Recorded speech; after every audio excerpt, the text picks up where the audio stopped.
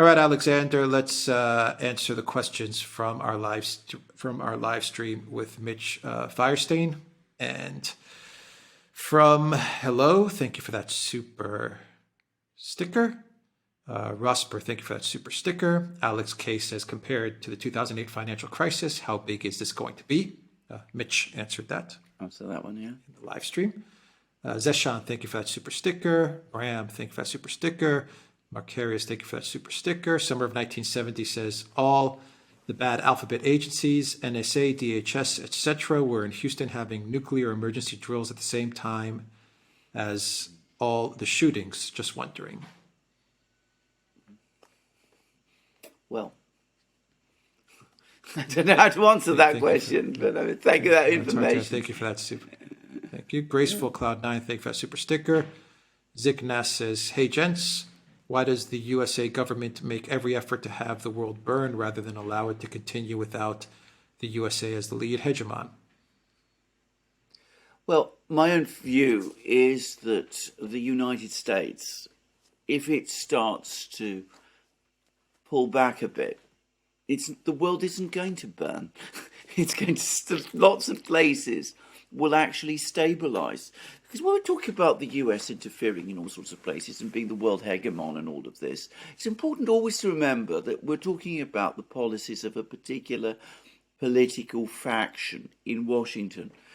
And that faction isn't interested in peace or stability or those sort of things. Now, I don't want to perhaps quote a Chinese newspaper about this, because obviously I understand that some people in the US feel that China is out to replace the US. But they did say one thing, this is Global Times, and they were talking about the Middle East. And they were saying, as the shadow of the United States lifts, peace in the Middle East dawns. And that, I have to say, that is true. So I don't think there's going to be a sudden collapse of things in the Middle East or the world if the US withdraws from it or pulls back a little.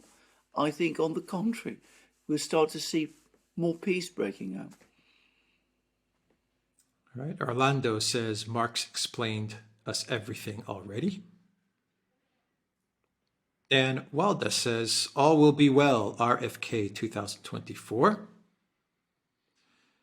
Sancho Relaxo says, incoming, Jerome Kerviel 2.0 hoax, methinks. It worked for Sos Gen in 2008, i.e. they got ahead of it. Whatever happened to him? I'm afraid I'm not. This is you're telling me things that I'm not really familiar Society with. Generale 2008. Oh, I see. Jerome Okay, Kerviel. all of that. Yeah. Yes, oh, I see all of that. Yeah. Well, yeah. Mobius Zero says, to be very honest, I'm more scared of China, North Korea at this point. Russia would be more measured with their nuke usage. China, North Korea would simply exterminate us. The Grim Reaper lives in East Asia. Well, possibly. But, all I can say about that is, of course, it was the policy of Donald Trump to establish good relations with Russia and to try to weaken the Chinese-Russian de facto alliance in that kind of way. And, of course, the opposite happened. The neocons and the deep state and all of those people sabotaged that policy. And we are where we are. Mobius Zero says, why is it that the world is so contradictory towards China? Kill China for even looking at Taiwan wrong, but decoupling from them is as worse as nuclear war. What I'd with this duality on China? Or what is this duality on China? I think, to be honest, I think this is absolutely right. I'm going to say straight away, I know a lot of people have very strong feelings about the Chinese government. My impression is that they're tough-minded, hard-headed realists. I don't think that they have a plan at the moment for world domination, because they know perfectly well that this is far beyond their reach, and it's not really what they're about. They've got lots of problems in China that they need to sort out. They even admit that. So I think that they are open for a straightforward, honest deal. They do have red lines. Secession by Taiwan is one. I mean, the whole political foundation of the current Chinese government is that it would reverse the century of humiliation that China experienced up to the time when it came to power, and that it would reunite China. So they can't pull back on Taiwan because that would be a major blow to their own legitimacy. But at the same time, I don't think that left to themselves, they would be picking a fight with the United States over Taiwan. Well, so that creates the opportunities for, if you like, a deal. So, leave Taiwan alone, leave it as it is. We won't invade. You won't take any step to support Taiwan in pursuing secession. And let's leave it at that. Let's continue to trade.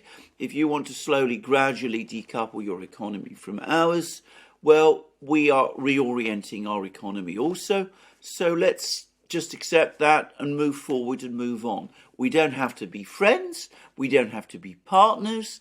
But there's no reason why we can't establish what used to be called during the Cold War peaceful coexistence with each other.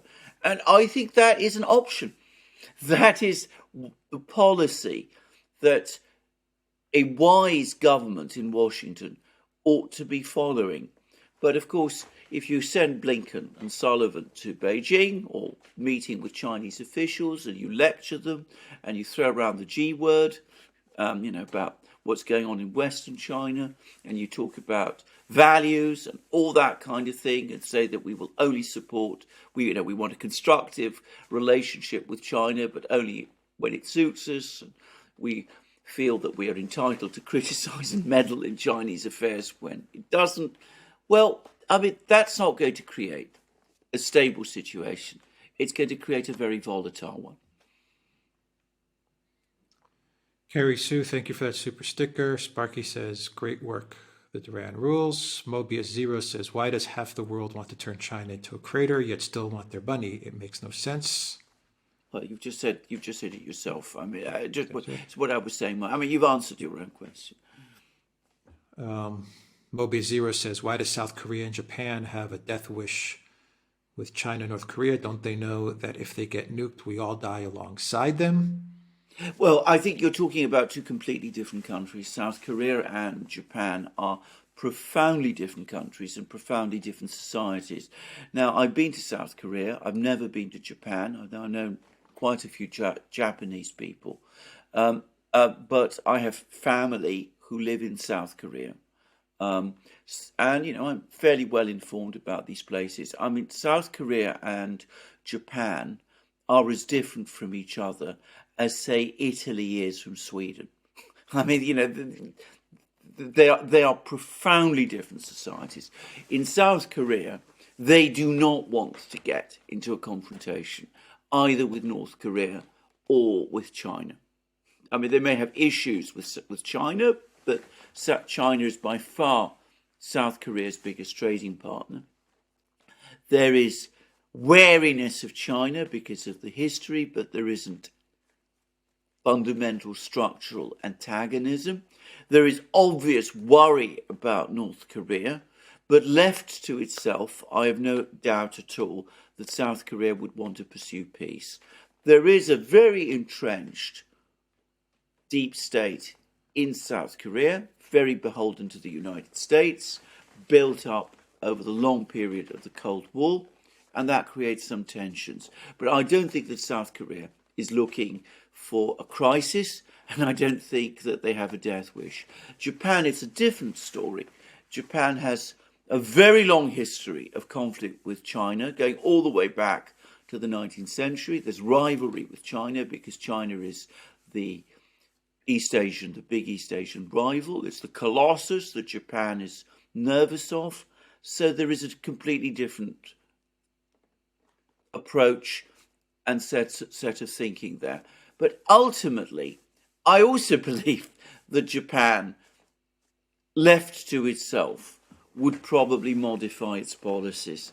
Again, you mustn't underestimate the extent of American influence in Japan, which again goes back to the period directly after the Second World War, and the way in which the United States is able to bring that influence to bear in order to isolate Japanese politicians that might want to pursue different policies. But again, if push comes to shove, if Japan finds itself in a situation where it could be in a war, I think quite possibly policies there would change too. Sparky says, wasn't it only Icelandic bankers who went to prison for the 2008 crash? I think Mitch answered that question. Mitch answered that. Yeah. Ricardo Alfonso says, a little contribution for the Duran Pension Fund. Hello says, Mitch F. reminds me of Milton Friedman. I wonder in what way. And Mobius Zero says, finally, to add to my last point, anyone ready to die for either South Korea or Japan? I know for a fact that I'm not. Japan is a disappointment. South Korea is a disappointment too. Well, as I said, don't judge South Korea by its present president, who is becoming rapidly very unpopular, by the way, or so I understand, in South Korea. And, you know, I've got quite a few contacts in South Korea, so I know what I speak. Japan, I know much less about, because I don't have any contacts there. But I don't think the Japanese will push things to the point of absolute disaster in their relationship with China. In the 80s and 90s, seems like a long time ago, but at that time, relations between Japan and China got actually quite close. Elza says, how did you go bankrupt? 2 ways, gradually, then suddenly. Hemingway, The Sun Also Rises. True enough. And again, there was actually an interesting article about this in the Financial Times, of all places, talking about the deterioration of the overall financial position in the United States, mirroring a lot of the things Mitch was writing about 15 years ago. Kyung Anderson, thank you for that super sticker. Tatiana Carmichael, thank you for that super sticker. Alex K says, Europe is a jungle. Summer of 1970 says, empire of lies and endless war. What could go wrong? True. AD says, gentlemen, when are you going to interview Jay Dyer? Good question. Love of the Russian team says, great podcast, guys.